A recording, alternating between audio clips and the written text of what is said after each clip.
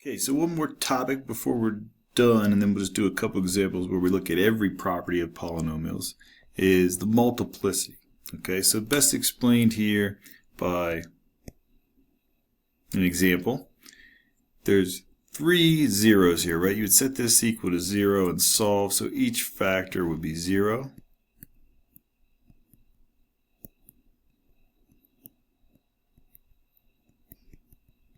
Right, so you get your zeros or your x-intercepts. That'd be -3, 0. This would be 2, 0 written as x-intercepts. This would be -1, 0.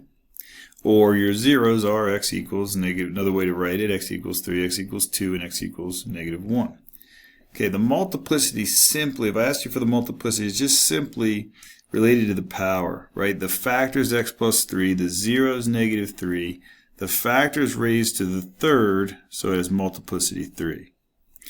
This factor is raised to the second, so the 0 that goes with that, x equals 2, has multiplicity 2. And this guy is just to the first power, that has multiplicity 1. Pretty straightforward, right? The key is, what does the multiplicity do for us? How does that help us? Well, let's take a look. Right here, you can see if it's odd, it crosses. If it's even, it bounces. Let me show you what that looks like when I graph it. I just want a little more room here. Okay, so still I'm going to graph this function. So what do I know? I know that it crosses at -3. It crosses at 2. Sorry, I shouldn't say cross. It has x-intercepts or zeros at these 3 values. We studied end behavior. The first term's positive. This is a 6th degree polynomial, right? If I were to multiply all this out, I'd end up with x to the 6th as my leading term, right? It'd be a lot of work. I wouldn't make you do that. Multiply all that out, I get a third. I'd end up with an x cubed if I did this one, and x squared if I did this one, and the x term here. So I'd end up with x to the 6th, and then just a bunch of other terms. But that tells me I've an even function with the leading term positive, so we know the end behavior goes like that. Okay, now for the multiplicity. Multiplicity odd means it crosses through. And then this one has multiplicity even, so I said it bounces. So what does that mean? That means it comes up and it doesn't cross through, it bounces off and goes back down. And then this one crosses. And that's it. So that's the key. If it has an even multiplicity, it's going to bounce. It's going to look like that. All right? So let's see. We talked about these before. We talked about the potential rational zeros in a previous video. So I'm just going to go ahead and jump down and do a couple examples where we incorporate everything. Let's do this one. Number 2. Won't do all these. I'll just do number 2. And then maybe we'll look at a 4th degree. Okay, I want all the things. I want, well, let me list them. I want the end behavior. We can start there. In any order, it doesn't matter.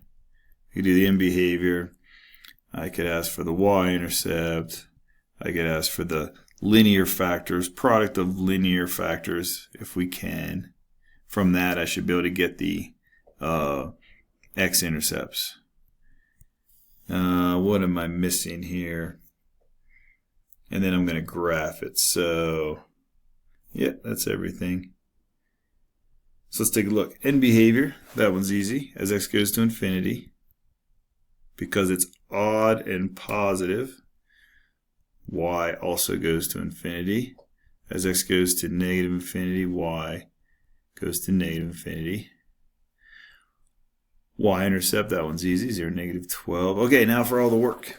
All right, so I have potential rational zeros for 12 at plus or minus 1, plus or minus 2, plus or minus 3, plus or minus 4, plus or minus 6, plus or minus 12. So I'm going to try 4, see what happens.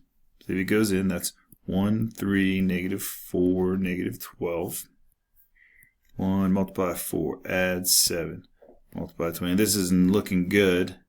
-24, and I can stop there. I know it's not going in. Let's try -4.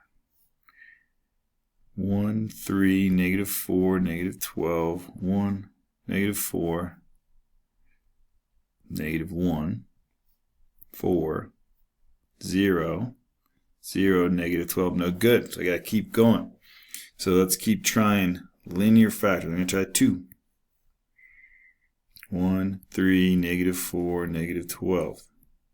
1, 5, 10, 6, 12, and we got lucky. Okay, so now this function can be written like this. This function, f of x equals x cubed plus 3x squared minus 4x minus 12 can be written like this. The zero's at 2, so that's a factor of x minus 2. And then I factor this thing. Remember, this is x squared. This is x. So the other factors would be x plus 3, x plus 2. All right? So there is my factorization. That's the product of linear factors. And then I can find from that, I can find the x-intercepts. So we need some more room here. So the x-intercepts would be x equals 2, x equals negative 3, and x equals negative 2. All right, so if I'm graphing this guy, and by the way, these all have multiplicity 1, nothing squared here. So it's going to cross the x-axis at each of these points. 2, y-intercept was negative 12. Okay, so at x equals 2, at x equals negative 3, and x equals negative 2. End behavior was that and that. So now I just have to figure out what happens as I go through here and here. And if you want, for this one, we're not sure, does it do, here's the question, does it do this? Or would it do like this? Okay, and I'm not too worried about that. I think the best thing we could do would be to look at like f of 1. I think that would be easy to do. For my function, that'd be 1 cubed plus 3 times 1 squared minus 4. So that would be negative 12. So that's actually pretty helpful. So at negative 12, it's at the same as the y-intercept. So I know it should be going down. It has to go down in between those two. So I get a little more information by just finding one test point. And that's a pretty decent graph. All right, let's do one more. Let's do one of these 4th degree guys. Okay, so if I want to graph this, I got to do all my potential rational zeros. So I got all the factors of 15. And we could probably put them in order. That might be better. I think that's it, right? And all the factors of 2 go down here. So all my potential rational zeros would be plus or minus 1, plus or minus 15, plus or minus 3, plus or minus 5, and then all the fractions, plus or minus a half, plus or minus 15 halves, plus or minus 3 halves, plus or minus 5 halves. That's a lot. Okay, so when I have that many, I'm going to probably give you like a hint. I'd probably give you a hint, and then I'd reduce this list for you. Okay, so my hint for this one is going to be one of those or 2 of those is a 0. So I'll kind of reduce it and say, well, let's just focus on these guys so we don't have to test all of these. All right, so let's try 1, negative 2, negative 17, negative 43, negative 43, negative 15. See what happens. Bring down the negative 2, negative 2. Multiply. Add, negative 19. Multiply, negative 38. Add, negative 81. Multiply. And this one's going off the rails, so I know that's not going to work. I'm going to get a remainder there. So let's try negative 1. Negative 2, 3. Oh, that's not 3. Negative 2 times negative 1 is 2. Negative 15. And then if I multiply those guys together, I get 15. Add, I get 28. Multiply, sorry, negative 28. Multiply, positive 28. Add, negative 15. Multiply, 15. Add 0. Okay, good. So we know one factor, x plus 1. Now this is a third degree polynomial, x cubed, x squared, x. And I'm going to try the 5s. All right, so let's give it a try. Negative 2, negative 15, negative 28, negative 15. So notice we're saying, all right, I know this, I factored it one step. This is a linear times this cubic. So don't go back with the 5s to the original problem. I want to simplify this guy now. And then I'll have a quadratic if I can find the right factor. So let's try 5, bring down the negative 2, multiply. Add, multiply, and I can see this one's going off the rails. I'm going to get a really large number there, so I'm going to try the negative 5 and see what happens. Multiply, add, multiply, add, multiply, and we're good. Okay, so I know that this is a factor. If negative 5 is a 0, x plus 5 is a factor. So there's a factor. This is a quadratic. I know that's because I divided the fourth degree 2 times, so I'm down to quadratic. So here's what I have so far. I know that x, where'd it go? X plus 1 is a factor. I know that x plus 5 is a factor. And I know this thing is a factor. I'm going to factor out the negative 1 because I like my first term to be positive.